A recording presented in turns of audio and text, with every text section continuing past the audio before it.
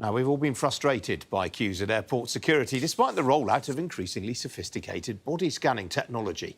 But the FTSE 100 engineering solutions company Smiths Group has this week launched a new scanner that it claims will be a game changer for border policing. The new X-ray scanner from its Smiths detection unit is powered by diffraction technology, which can identify substances and discriminate between materials based on their molecular structure. Well, joining me now to talk about this is Richard Thompson. He's Vice President of Marketing at Smiths Detection. Richard, welcome to you. I mean, a lot of existing scanners are based on the same technology that underpins CT scans that we see in hospitals. This sounds completely different. Oh, good afternoon, and thanks for having us on. So, actually, the technology is not that new. It was discovered back in 1912 in Germany, in fact.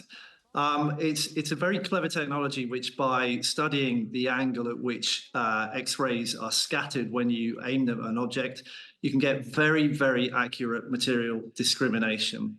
So what this does is, as I say, give you a very, very accurate material discrimination. But the tricky bit is to take this technology, which for 100 years or so has been primarily in laboratories, and field it, industrialize it, and actually bring it into an application of sort of high volume, high speed use, which is what you typically see in airport for baggage handling, or indeed for fast freight forwarders and express forwarders.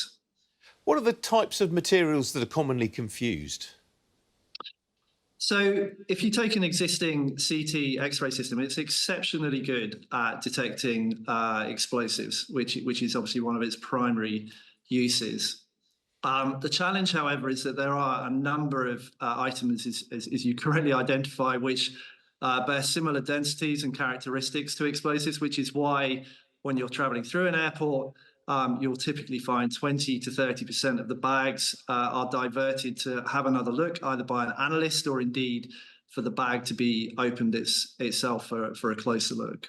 So typically, things like plastics, ceramics, rubber itself can resemble plastic explosives. Indeed, foodstuffs such as cheese even can resemble explosives, which is why, as I'm sure many of your viewers will know from having your bag opened at recheck, to find that it's only a foodstuff as opposed to anything more threatening. Yeah. What's the order book looking like, Richard? So we're here in Germany actually at the moment. So this is our launch week. The remainder of this year is going to be a number of live trials at selected airports and freight forwarders around the world, including Frankfurt as one example. So we'll be conducting these proof of concepts through, as I say, the remainder of this calendar year. And in parallel with that, we'll be going through the necessary regulatory approvals which are necessary for it to be put into live operation. And we expect to get to full rate production late this year, early 2025. And where will the machines be manufactured? They'll be manufactured here in Germany. OK, so rollout, assuming you get all the approvals, then probably around this time next year, from what you're saying.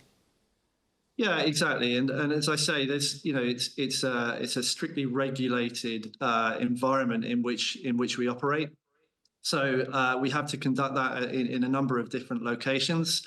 And then, yes, this time next year, as I say, full rate production. And we're very, very optimistic based on the interest which we've had over the past several months of engaging with the regulators, with the airports, the airlines, and as I say, the fast freight forwarders. I've seen you being quoted on this, Richard, as saying it's going to render sniffer dogs redundant at airports. Sniffer dogs will not be made redundant. I mean, indeed, this technology can carry out the role of identifying narcotics, such as sniffer dogs do. But it's really for, as I say, the sort of high speed, high volume application. Sniffer dogs will still have their use. And so it's very much complementary to a number of other techniques for narcotics detection and explosives detection. I think a lot of people will be very happy to hear that. And how rapidly can these machines assess what's going through the scanner? Would they be markedly more quick or more slow than existing technology? So typically what we're doing is using the machine to, as I say, resolve the alarms which you're getting from CT scanners at the moment. So you're dealing with, as I say, 20 to 30% of the bags.